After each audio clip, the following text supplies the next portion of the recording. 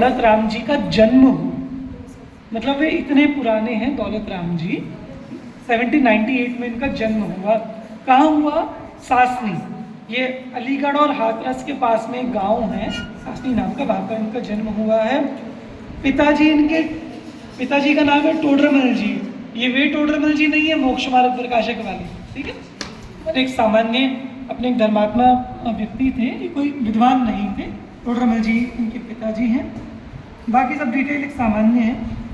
जो मुझे खास बात बतानी है आप देखिए इनकी आजीविका के बारे में। इन्होंने हाथरस में कपड़े का व्यापार किया, अलीगढ़ में छीट छापने का, छीट छापना आप समझते हैं, प्रिंट। तो जैसे साड़ियों वगैरह पर अब चूंकि आजकल तो प्रिंट मशीनों से हो, ठीक है, डिजिटल प्रिंट्स वगैरह होते हैं उन सब से, तो उस समय वो हाथ से होता था। तो उस स्टैम्प से ऐसा बना के किसी कपड़े को इंक में करके इस चीज़ को ऐसे ऐसे ऐसे करते थे और तब कपड़ों पर डिज़ाइन बना, ठीक। तो उसे बोलते थे छींटे छापना, छींट छापने का काम, ठीक। अभी मुझे इसमें बताना क्या है आपको, जिस समय दौलत राम जी व्यापार करते थे, ये कोई फाइनेंशियली बहुत ज़्यादा अच्छे नहीं थे दौलत राम जी, ठीक है। अभी व्यक्ति वो व्यापार कर रहे हैं, यहाँ जा रहे हैं, कभी वहाँ जा रहे हैं। ये व्यापार करते हुए, बिजनेस करते हुए साइड में ग्रंथ रखते थे। जैसे यहाँ बिजनेस कर रहे हैं, चल रहा है, यहाँ साइड में ग्रंथ रखते हैं और कोई संस्कृत का, प्राकृत का, बीच बीच में जब टाइम मिलता ग्रंथ पढ़ लेते, कोई गाथा पढ़ लेते।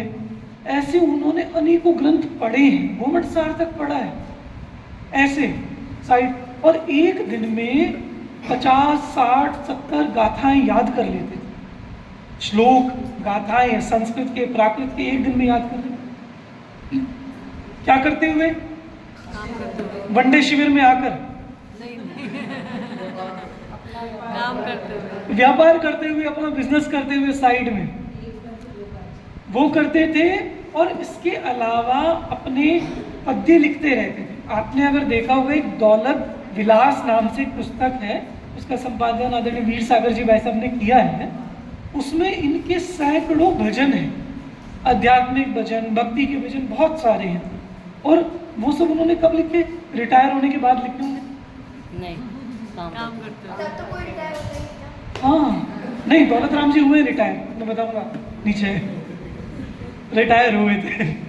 तो उस समय वो व्यापार कर रहे हैं और काया लगी है व्यापार में, वचन लगा है व्यापार में, और मन लगा है भक्ति में, मन लगा है स्वाध्याय में। अब ये करते हुए, जिन्हें दिन भर हम कह रहे हैं समय नहीं मिलता, वे लिख रहे हैं, वे उसी समय पढ़ रहे हैं, स्वाध्याय कर रहे हैं, याद कर रहे हैं।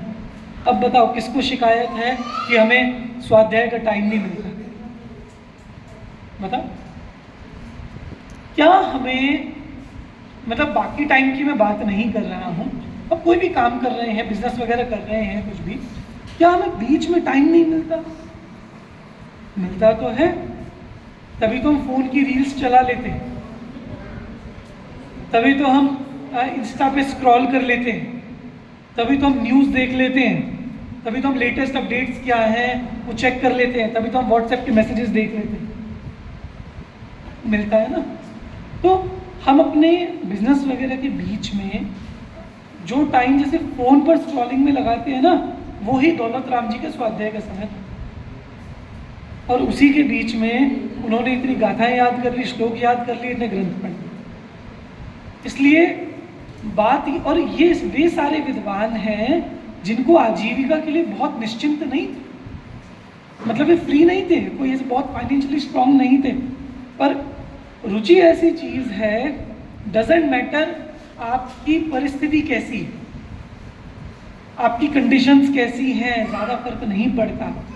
पर अगर हमें इंटरेस्ट है, अगर हमें रुचि है, हम कहीं भी बैठकर, कहीं से भी टाइम निकालना नहीं पड़ता, टाइम निकल जाता है, इंटरेस्ट होना चाहिए। इसलिए हम इनके जीवन, और ऐसे ऐसे विद्वान थे, भूधर दास जी, वे फार्चून की दुकान करते थे और दुकान करते हुए जब उनको होता था ना कि आज के लिए मेरी कमाई हो गई, दुकान बंद करो। आज के लिए मेरी कमाई हो गई, दुकान बंद किया और अपना स्वाध्याय शुरू।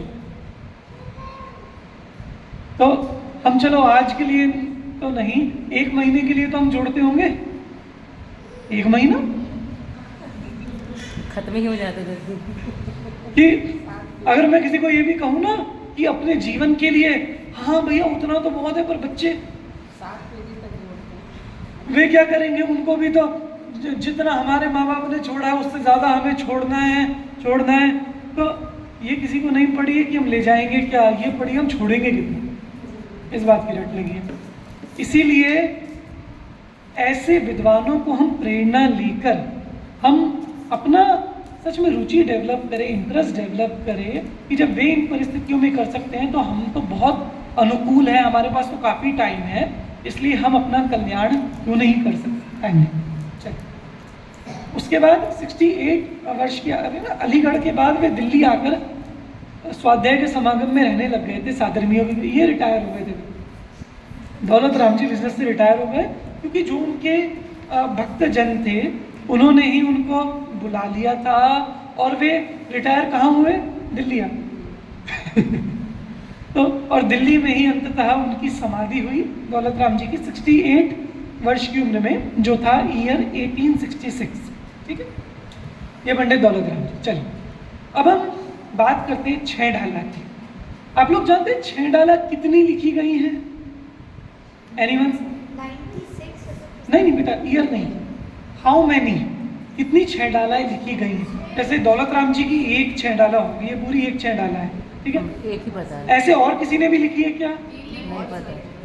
3 लिखी, बहुत बढ़िया बेटा। किस किसने? दौलत राम जी की ये हो गई, और कोई बात नहीं, किसी को पता है?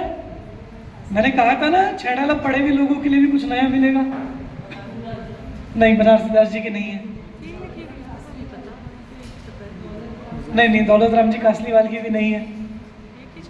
एक 6 डाला आप लोगों ने वो पूजन, अच्छा पुरानी पूजने कौन से विद्वान ने, कौन से कवि ने लिखी है? और दयानंद राय जी।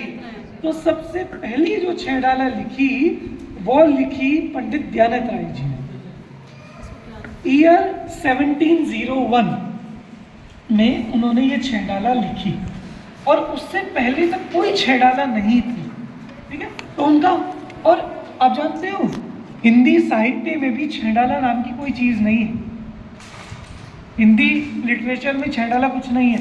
तो दयानंद राय जी का एक नया प्रयोग था, एक प्रयास था नया, कि हम अपनी